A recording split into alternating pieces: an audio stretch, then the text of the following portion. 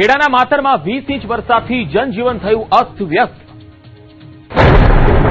ખેડા જિલ્લામાં આકાશી આફતે ભારે તારાજી સર્જી છે। ખાસ કરીને માતર તાલુકામાં 20 ઇંચ જેટલો ખાબકેલા વરસાદના કારણે ચારે તરફ જળબંબાકારની સ્થિતિ સર્જાઈ છે। ગામડાઓથી લઈને ખેતરો સુધી માત્ર પાણી જ પાણી નજરે પડી રહ્યું છે। આ મહાવિનાશ વચ્ચે ન્યૂઝ 18 ગુજરાતીની ટીમ ગ્રાઉન્ડ ઝીરો પર પહોંચી। જુઓ ડ્રોન કેમેરાથી લેવાયેલા ખેડાના જળ પ્રલયના આકાશી દ્રશ્યો। ખેડાના માતરમાં વરસાદી પાણીએ તબાહી મચાવી દીધી છે। બામણગામ અને દલોલી રોડ પર નદીઓ વહેતી હોય તેવા દ્રશ્યો સર્જાયા। પાણીના સપાટામાં પેટ્રોલ પંપ, સોલાર પ્લાન્ટ અને સ્થાનિક ફેક્ટરીઓ પણ આવી ગઈ। વેપાર ધંધા સંપૂર્ણપણે ઠપ થઈ ગયા। બામણગામ, દલોલી અને વાલોતરીના મુખ્ય માર્ગો પર પાણી ફરી વળતા વાહન વ્યવહાર સંપૂર્ણ ખોરવાઈ ગયો। વરસાદી પાણીના કારણે ખેડૂતોના તૈયાર પાકનો સંપૂર્ણપણે સોનસરગો નીકળી ગયો છે। બામણગામની 2000 વીઘા, દલોલીની 3000 વીઘા અને વાલોતરીની 1200 વીઘા મળીને હજારો વીઘા જમીન જળમગ્ન થઈ ગઈ છે। સ્થિતિની ગંભીરતાને જોતા માતરના ધારાસભ્ય કલ્પેશ પરમાર પણ અસરગ્રસ્ત વિસ્તારોની મુલાકાતે પહોંચ્યા। ગામમાંથી અને રસ્તાઓ પરથી પાણીનો ઝડપથી નિકાલ થાય તે માટે તાત્કાલિક ધોરણે જેસીબી મશીનો લગાવીને નાળા ખોદવાની કામગીરી હાથ ધરવામાં આવી હતી। પાટણના સાંતલપુરમાં કોઝવે પર ફરી વળ્યું પાણી। ધસમસતા પાણીમાં પલટી ટ્રક। પાટણ જિલ્લાના સાંતલપુર તાલુકામાં ઉપરવાસમાં પડેલા ભારે વરસાદના કારણે મોટું સંકટ ઉભું થયું છે। લોધરા પાસે આવેલા કોઝવે પર ધસમસતા પૂરના પાણી ફરી વળતા સુઈગામ રાધનપુર હાઈવે સંપૂર્ણપણે બંધ કરી દેવાયો છે। અનેક ગામો સંપર્ક વિહોણા બની જતા સ્થાનિકોની મુશ્કેલીઓમાં ભારે વધારો થયો।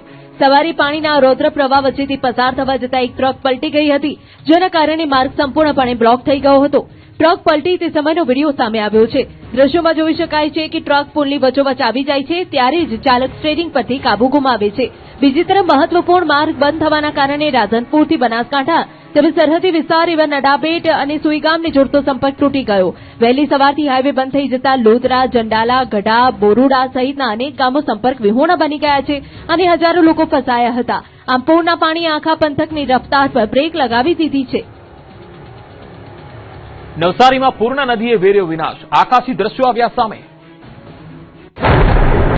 નવસારીમાં પૂર્ણા નદીના રૌદ્ર સ્વરૂપે વેરેલા વિનાશના ગ્રાઉન્ડ અને એરિયલ દ્રશ્યો સામે આવ્યા। પૂરના કારણે શહેરના 1.5 લાખથી વધુ લોકો પ્રભાવિત થયા। નવસારીમાં પૂર્ણા નદીએ ભારે વિનાશ વેર્યો છે। 23 ફૂટની ભયજનક સપાટી વટાવીને નદીનું સ્તર સીધું 35 ફૂટ પર પહોંચી જતા આખું શહેર જળમગ્ન બન્યું। ડ્રોન કેમેરાથી લેવાયેલા અવકાશી દ્રશ્યોમાં જ્યાં જુઓ ત્યાં માત્ર પાણીનું સામ્રાજ્ય દેખાઈ રહ્યું છે। આ મહાપૂરમાં શહેરના 1.5 લાખ લોકો સીધી રીતે પ્રભાવિત થયા છે, જ્યારે તંત્ર દ્વારા તાબડતોબ 3000થી વધુ લોકોનું સુરક્ષિત સ્થળાંતર કરવામાં આવ્યું। પૂરની આ સ્થિતિ વચ્ચે કેન્દ્રીય જળશક્તિ મંત્રી CR પાટીલે નવસારીની મુલાકાત લીધી હતી।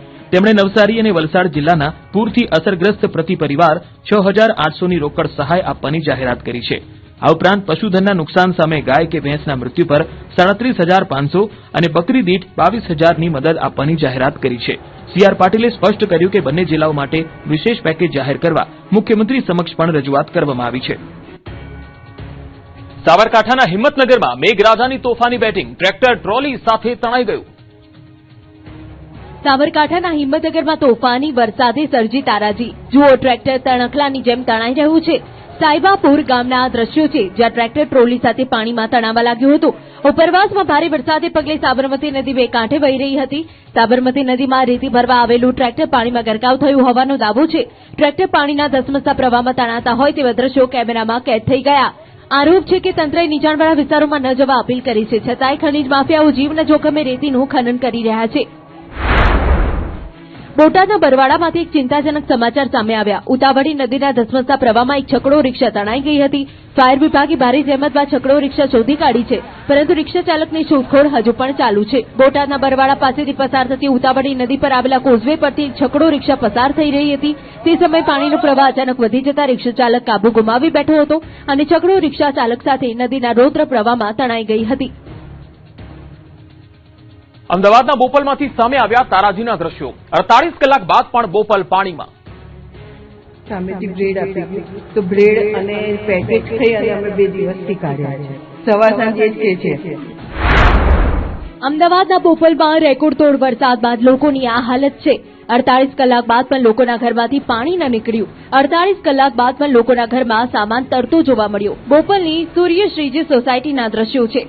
ઘર માલિકનો દાવો છે કે તેમની સોસાયટીમાં ગટર લાઇન ન હોવાથી દર વર્ષે પાણી ભરાય છે. જો કે દર વર્ષે તેમના ઘરના દરવાજે સુધી પાણી ભરાતું, પરંતુ આ વર્ષે પાણીએ ઘરનો દરવાજો પણ ઓળંગી લીધો.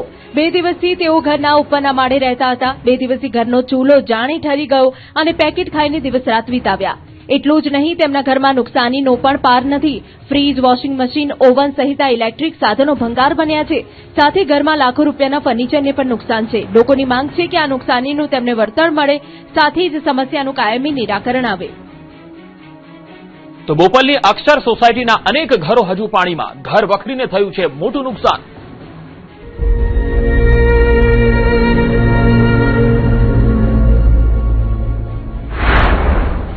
આ જુઓ, આ છે અમદાવાદના બોપલ વિસ્તારની અક્ષર ડુપ્લેક્સ સોસાયટી, જ્યાં છેલ્લા 48 કલાકથી લોકોનું જનજીવન સંપૂર્ણપણે ઠપ થઈ ગયું. સોસાયટીના તમામ 24 ઘરોમાં વરસાદી પાણી ઘૂસી ગયા. પરિસ્થિતિ એટલી ગંભીર છે કે ઘરમાં 3 થી 4 ફૂટ સુધી પાણી ભરાઈ ગયું હતું. 2 દિવસથી ઘરની બહાર નીકળવું પણ મુશ્કેલ બની ગયું છે. સતત ભેજ અને ગંદા પાણીના કારણે બાળકોની તબિયત પણ બગડી રહી છે, જેના કારણે પરિવારમાં ચિંતાનો માહોલ છે. ઉપરથી ઘરનું સામાન બગડ્યો તે અલગ. ખાસ કરીને આ અલગ અલગ જે સોસાયટીઓની સ્થિતિ 48 કલાક બાદ પણ આ છે. સ્થાનિકોનો આરોપ છે કે અમદાવાદ મ્યુનિસિપલ કોર્પોરેશનની બેદરકારી અને યોગ્ય ડ્રેનેજ વ્યવસ્થાના અભાવે આજે તેમને આ પરિસ્થિતિનો સામનો કરવો પડી રહ્યો છે. લોકોનું કહેવું છે કે પાણીના યોગ્ય નિકાલ માટે અનેક રજૂઆતો છતાં અસરકારક કાર્યવાહી કરવામાં આવી નથી. સુરતમાં 10 દિવસમાં ફરી દુકાનોમાં પાણી ભરાયા. કેટલું નુકસાન? નુકસાન તો વધારે છે ભાઈ, તમને 20 લાખનું નુકસાન છે.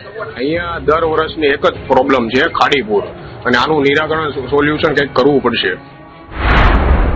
સુરતમાં ભારે વરસાદ બાદ સર્જાયેલી સ્થિતિ હજુ પણ સામાન્ય બની નથી. મગોબ વિસ્તારમાં ખાડીનું પાણી ત્રીજા દિવસે પણ યથાવત રહેતા લોકો ભારે હાલાકીનો સામનો કરી રહ્યા છે. બીજી તરફ ટેક્સટાઇલ માર્કેટમાં ફરી પાણી ઘૂસી જતા વેપારીઓની મુશ્કેલીમાં વધારો થયો. સુરતના મગોબમાં વરસાદ બંધ થઈ ગયો છતાં ખાડીનું પાણી હજુ સુધી ઓસર્યું નથી. ત્રીજા દિવસે પણ અનેક વિસ્તારોમાં પાણી ભરાયેલા હોવાથી લોકો પાણી વચ્ચેથી પસાર થવા મજબૂર બન્યા. અવરજવરની મુશ્કેલીને ધ્યાનમાં રાખીને સ્થાનિકોએ ગાર્ડનની દિવાલ તોડીને વૈકલ્પિક રસ્તો બનાવ્યો. અનેક લોકો હજુ પણ ટ્રેક્ટરની મદદથી એક સ્થળેથી બીજા સ્થળે જઈ રહ્યા છે. પાણીના કારણે રોજિંદુ જનજીવન ખોરવાઈ ગયું. મગોબ પાસે આવેલી ટેક્સટાઇલ માર્કેટ પણ વરસાદના પાણીથી ભારે પ્રભાવિત થઈ. ભારે વરસાદ દરમિયાન માર્કેટમાં 2 માળ સુધી પાણી ભરાઈ ગયા હતા. 4 દિવસની ભારે મહેનત બાદ વેપારીઓએ માર્કેટમાંથી પાણી બહાર કાઢ્યું હતું અને દુકાનો ફરી શરૂ કરવાની તૈયારી કરી હતી. પરંતુ માર્કેટ શરૂ થાય તે પહેલા જ ફરી વરસાદી પાણી ઘૂસી આવતા વેપારીઓની મહેનત પર પાણી ફરી વળ્યું. હવે ફરી એક વખત વેપારીઓ દુકાનોમાં સાફ સફાઈ, કાદવ દૂર કરવાની અને પાણીના નિકાલની કામગીરીમાં લાગી ગયા છે. અનેક દુકાનોમાં માલ સામાનને નુકસાન પહોંચતા વેપારીઓમાં ભારે ચિંતા અને નિરાશા જોવા મળી રહી છે. સુરતના લિંબાયતમાં મીઠી ખાડી નજીક આવેલા મકાનો પાસેથી હવે ધીમે ધીમે પાણી ઓસરી રહ્યા છે. છેલ્લા કેટલાક દિવસોથી પાણી ભરાવાને કારણે સ્થાનિકો ભારે હાલાકીનો સામનો કરી રહ્યા હતા, પરંતુ હવે રાહતના સંકેત જોવા મળી રહ્યા છે. રેસિડેન્ટ વિસ્તારમાં ભરાયેલા પાણીનો ઝડપથી નિકાલ થાય તે માટે તંત્ર દ્વારા પંપો ગોઠવવામાં આવ્યા. પંપની મદદથી પાણી ખાડીમાં છોડવાની કામગીરી યુદ્ધના ધોરણે ચાલી રહી છે.